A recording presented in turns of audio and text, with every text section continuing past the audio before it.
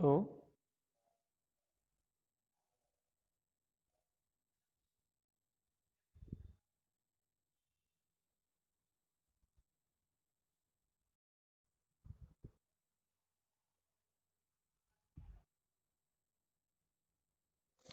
तो dear students, हम लोग जो पारिस्थितिकी तंत्र की विभिन्न प्रकारों की बात कर रहे थे, उन विभिन्न प्रकारों के अंतर्गत आज हम लोग मरुभूमि पारिस्थितिकी तंत्र के बारे में अध्ययन करेंगे और अन्य प्रकार के पारिस्थितिक तंत्रों के बारे में बात करेंगे। मरुभूमि पारिस्थितिकी तंत्र सामान्यतः पृथ्वी पर 25 सेंटीमीटर से कम वर्षा वाले क्षेत्रों में मरुस्थलीय पारिस्थितिक तंत्र पाया जाता है। यानी इस संसार के अंदर ऐसे स्थान जहाँ पर वार्षिक वर्षा का जो औसत है वो 25 सेंटीमीटर से कम है, तो वहाँ पर मरुस्थलों के पनपने की संभावना ज़्यादा रहती है। विश्व का लगभग 20% भूभाग इसके अंतर्गत आता है। यहाँ सदैव जल की कमी बनी रहती है।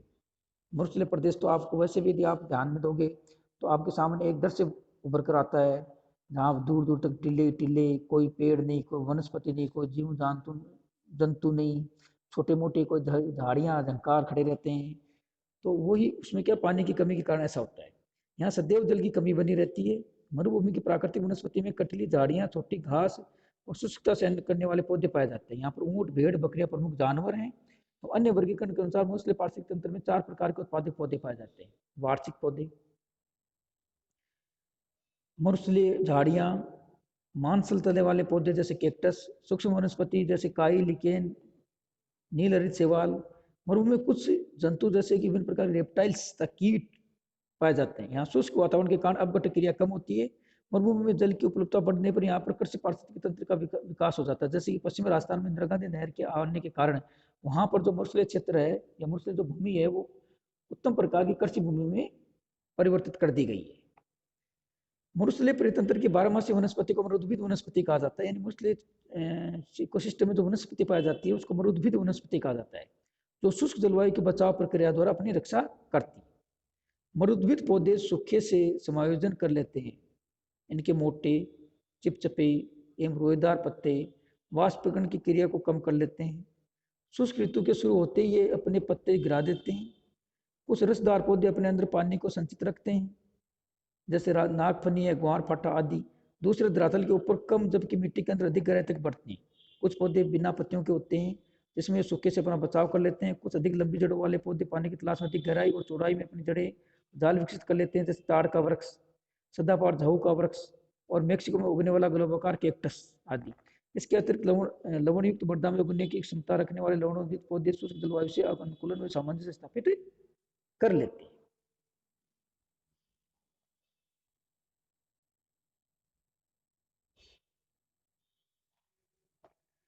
तो इस प्रकार से जो मरुस्थलीय क्षेत्रों के अंतर्गत जो वनस्पति पाई जाती है उस वनस्पति में कई प्रकार के अनुकूलन होते हैं। वो मांसल होती है, उसकी जड़ें गहराई तक चली जाती हैं।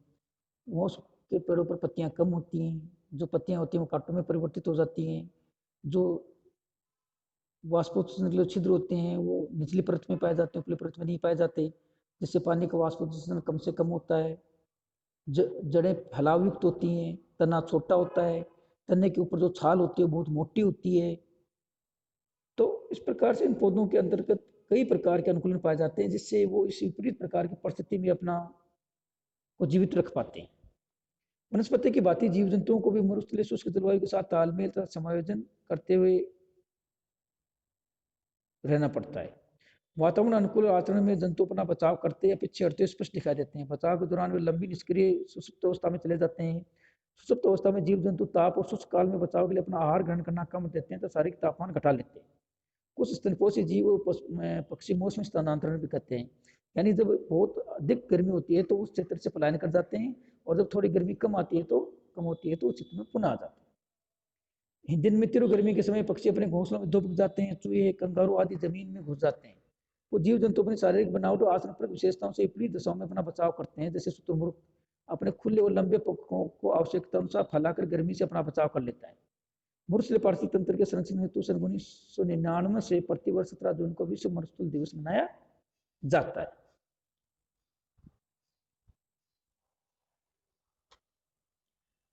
अगला पारिस्थितिक तंत्र सागरीय पारिस्थितिक तंत्र, मेराइन इकोसिस्टम। पृथ्वी के कुल क्षेत्र के 70.87% भाग पर पानी पाया जाता है, जो कि जीवों के लिए एक वृहद पारिस्थितिकी तंत्र के रूप में पोषक तत्वों की पूर्ति के साथ ही जीवन की आवश्यक परिस्थितियां प्रदान करता है। समुद्र की औसत गहराई लगभग 3800 मीटर है।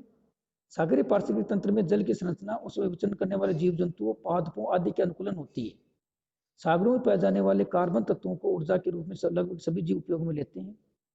सागरीय पारिस्थितिकी तंत्र लहरों, ज्वारीय क्रियाओं, गहराई, तापमान, प्रकाश, लवणता तथा दाब आदि भौतिक कारकों से प्रभावित होता है। इसमें गहन सागरीय पारिस्थितिकी, उथले सागरीय तथा तटीय पारिस्थितिकी आदि 3 भाग होते हैं। यानी इस पारिस्थितिकी तंत्र के भी 3 भाग कर दिए हमने, सागरीय पारिस्थितिकी तंत्र, उथले सागरीय यानी कम गहरे, तटीय पारिस्थितिकी तंत्र। सागरीय पारिस्थितिकी तंत्र से संबंधित अध्ययन समुद्र विज्ञान में भी किया जाता है। समुद्री समुदाय में 2 प्रकार के जीव पाए जाते हैं। प्रथम वेलावर्ती तथा द्वितीय नितलीय जीव पाए जाते हैं। वेलावर्ती यानी तटों के निकट ऊपरी भाग में पाए जाने वाले, और नितलीय यानी बहुत गहराई में पाए जाने वाले जीव। वेलावर्ती जीवों में प्लवक, प्लैंकटोन्स, नेक्टोन आदि पाए जाते हैं। प्लैंकटोन में फेरामिनिफोरा, रेडियोलेरिया, डानुजुलेटा, टेनिफोरा तथा मोलस्का व नेक्टोन वर्ग में मछलियां, डॉल्फिन, समुद्री सर्प, कछुआ तथा समुद्री पक्षी आदि शामिल होते हैं। नितलीय जीवों में ब्रेंचलस, एनीमोन, लिम्पेटस, कम्स, तारा मछली, स्टार फिशेज जो होती हैं, स्नेल्स, घिंगे, मछलियां, fishes, cuttle fish, sponge hydra, समुद्री एनीमोन आदि प्रमुख हैं।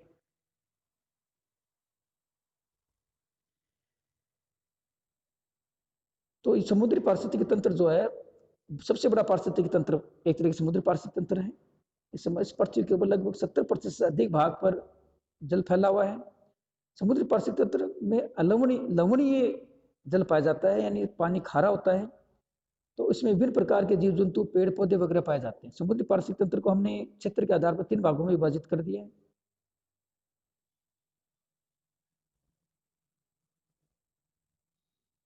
गहन सागरीय पारिस्थितिकी, उथली सागरीय पारिस्थितिकी और तटीय पारिस्थितिकी। जो जीव पाए जाते हैं उनको 2 भागों में हमने बांट दिया, वेलावर्ती और नितलीय जीव। यानी ऊपरी भाग में पाए जाने वाले जीव जंतु वनस्पति, और नीचे तलीय भाग में पाए जाने वाले जीव जंतु वनस्पति आदि। तालाब पारिस्थितिकी तंत्र, पोंड। तालाब पारिस्थितिकी तंत्र एक स्वच्छ जल आवास स्थान है जिसमें पानी लगातार बहता रहता है। सागरीय पारिस्थितिकी तंत्र तो क्या है, खारा जल का पारिस्थितिकी तंत्र है, जबकि तालाब कैसा होता है, मीठे जल का, स्वच्छ जल का पारिस्थितिकी तंत्र होता है, जिसमें पानी लगातार बहता रहता है तथा इसमें धाराएं बराबर बनती हैं तथा पृथ्वी पर अपना विशेष प्रभाव डालती हैं।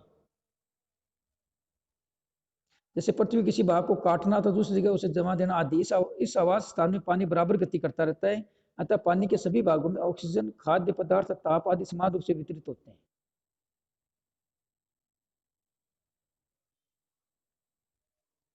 तालाब एक छोटा पारिस्थितिक तंत्र का ऐसा उदाहरण है जिसमें किसी पारिस्थितिक तंत्र के संरचनात्मक, कार्यात्मक गुणों का समन्वय पाया जाता है। एक तालाब पारिस्थितिक तंत्र के मूलभूत सिद्धांतों को उनके घटकों के द्वारा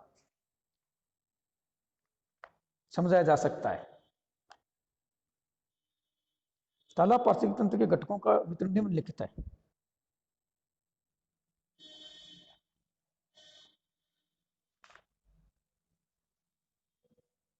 अजैविक घटक। कौन सा घटक, अजैविक घटक। इसमें जल, oxygen, carbon dioxide, nitrogen, calcium, phosphorus, लवण, एमिनो अम्ल और ह्यूमिक अम्ल इत्यादि जैव व अजैविक यौगिक प्रमुख हैं। उत्पादक, प्रकाश ऊर्जा का उपयोग करने वाले समस्त हरित पादप। जैव घटक जैसे शैवाल, काई, पादप, प्लवक आदि उत्पादक वर्ग के संगठक होते हैं। इन्हें तालाब पारिस्थितिकी तंत्र के प्राथमिक उत्पादक की श्रेणी में रखा जाता है। तालाब में 2 प्रकार के उत्पादक हो सकते हैं, बड़े बड़े प्लवनशील जड़युक्त पौधे और सूक्ष्म प्लवनशील पौधे। थर्ड है उपभोक्ता, कंज्यूमर। उपभोक्ता में विभिन्न प्रकार के मोलस्क, कीट, मछलियां, मेंढक, लार्वा, मत्स्य आदि शामिल हैं। प्राथमिक उत्पादन का उपभोग करने वाले जीव इस वर्ग के अंतर्गत आते हैं। इन्हें 4 वर्गों में विभाजित किया जा सकता है। प्राथमिक उपभोक्ता, इस वर्ग के उपभोक्ता पादप उत्पादों से अपना पोषण करते हैं। तालाब के सभी शाकाहारी जीव प्राथमिक उपभोक्ता की श्रेणी में आते हैं। द्वितीयक उपभोक्ता, अपने पोषण की पूर्ति हेतु प्राथमिक शाकाहारी उपभोक्ताओं पर निर्भर रहने वाले जीव यथा डोफनिया, मछलियां आदि इस वर्ग के अंतर्गत आती हैं। तृतीयक उपभोक्ता, द्वितीयक उपभोक्ता से पोषण प्राप्त करने वाले जीव जैसे कीट है, मेंढक है, छोटी मछली है आदि को खाने वाले जंतु इस श्रेणी में आते हैं। शिखर उपभोक्ता, सबसे बड़ा या टॉप कंज्यूमर्स। इस वर्ग में बड़े जंतु द्वितीयक और तृतीयक वर्ग के उपभोक्ताओं का भक्षण करके जीवित रहते हैं। फिर लास्ट में अपघटक जीवाणु। इनमें जीवाणु में कौन प्रमुख हैं? तालाब के जीवों और पादपों के मर शरीरों को विघटित करने वाले जीवाणु को इस वर्ग में सम्मिलित किया जाता है। यानी तालाब के अंदर जीव जंतु और वनस्पति समाप्त हो जाती है, जीवन जिनकी जीवन समाप्त हो जाता है, उनको अपघटक करने वाले प्राणी। मर्त वनस्पति एवं जीवों के शरीर से विघटन द्वारा आधारभूत तत्वों को अलग कर दिया जाता है, जिससे जीव द्वारा पुनः उनको उपयोग में लिया जा सकता है। एक प्रारूपीय मृदु जलीय तालाब में पारिस्थितिकी तंत्र की संरचनात्मक और प्रक्रियात्मक मौलिक इकाइयां निरूपित होती हैं, पाई जाती हैं। तालाब एक स्वचालित पारिस्थितिकी तंत्र होता है। हेज के अनुसार तालाब या झील, जैसा कि आम आदमी मानता है, केवल पोषक तत्व युक्त जल का पिंड नहीं है, बल्कि जल व ठोस पदार्थों के संतुलित तंत्र होता है। तालाब में पाए जाने वाले प्रमुख तत्व ऊष्मा, प्रकाश, पानी का पीएच मान, कार्बनिक और अकार्बनिक पदार्थ जैसे CO2, O2, CaN2, P2, amino acid आदि उल्लेखनीय हैं।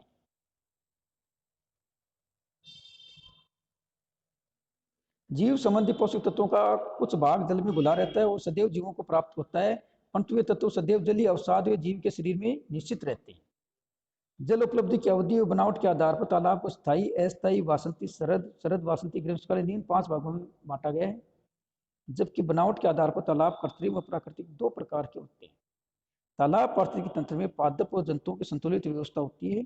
इसमें उपस्थित पोषक तत्वों एवं आवश्यक ऊर्जा का उपयोग करके तालाब के जीव अपना जीवन चक्र पूर्ण करते हैं। इन्हें उत्पादक, उपभोक्ता, विघटकों की 3 श्रेणी में विभाजित किया जा सकता है। तालाब में 2 प्रकार के पादप एवं उत्पादक पाए जाते हैं। पहला जड़ वाले एवं पलवन पौधे, दूसरा पादप पलवक। बड़े तालाबों में पादप पलवक मुख्य उत्पादक होते हैं, क्योंकि इनमें जड़ वाले पौधों का अभाव होता है। इन उत्पादकों पर प्राथमिक, द्वितीयक एवं तृतीयक उपभोक्ता को जीवन निर्भर करता है।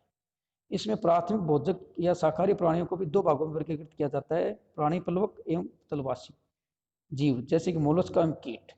तालाब में द्वितीयक मांसाहारी जीव मछलियों एवं कीट आदि के रूप में होते हैं।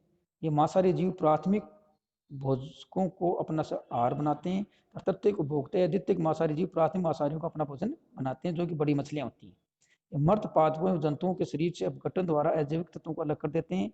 इन्हें जीव द्वारा पुनः उपयोग में ले लिया जाता है। ये सब फेकोट्रोपस कहलाते हैं, मर्तोपजीवी कहलाते हैं।